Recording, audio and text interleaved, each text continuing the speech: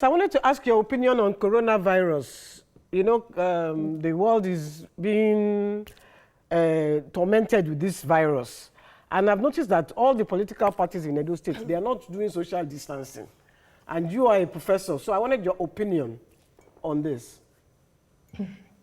Well, COVID-19 has been a terrible scourge in our land, and all the political parties have broken all protocol.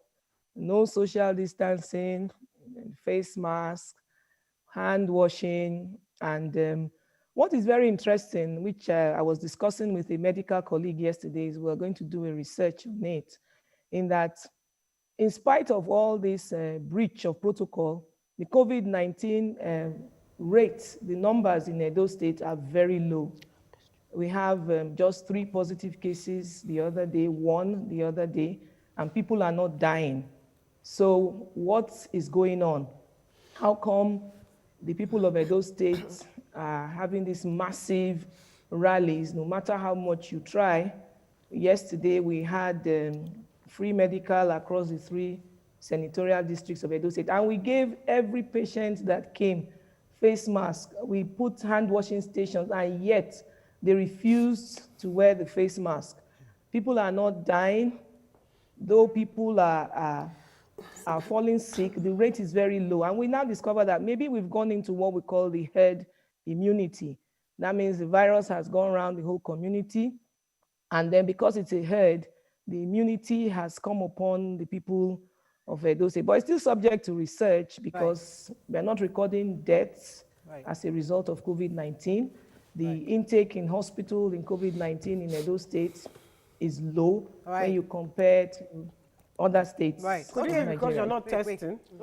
Okay, so Ma'am, I want to take you somewhere else. So this is not your first time on the campaign field. And you've done this before, you're doing it once again, but you're a professor, you're a cerebral, smart, empowered woman. And usually when I see the way campaigns run in Nigeria, I wonder at these people, don't treat us like this, like don't do this to us. You're more intelligent than this. You can't put us in this position. Don't say these kind of things. How do you feel as a woman of this level, being involved in politics because your husband is there, wants to serve the people? What is your inner conversation to make it better with the knowledge you have? Well, our campaigns have not been as it used to be because we are bringing a different level to campaign. We are using it, it's based on issues. It's not based on any other thing. It's not based on insult. It's based on issues. What do you want to do for the people? What is your agenda? What is your manifesto?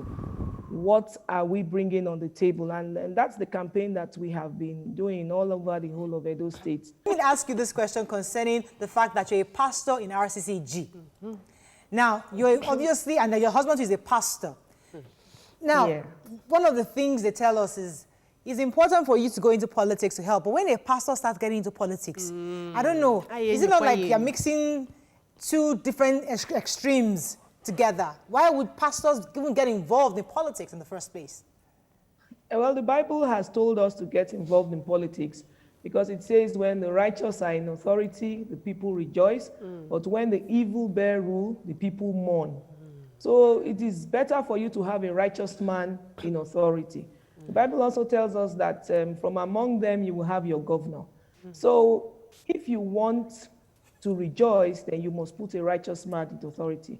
If you want to mourn, you put an evil man in authority. And who are the righteous? The righteous are the men of God, those that are called of God. Pastors, evangelists, preachers of the gospel of the Almighty God. So a pastor cannot shy away. If you give an evil man authority, the rules that he will bring will be evil. So it's better you go with the righteous. Okay, so Madam, it's biblical. Madam, you know, recently the government have brought karma into the picture. So, and most of the pastors are fighting against karma. And I hear that you are a pastor and your husband is a pastor. How do you feel about karma?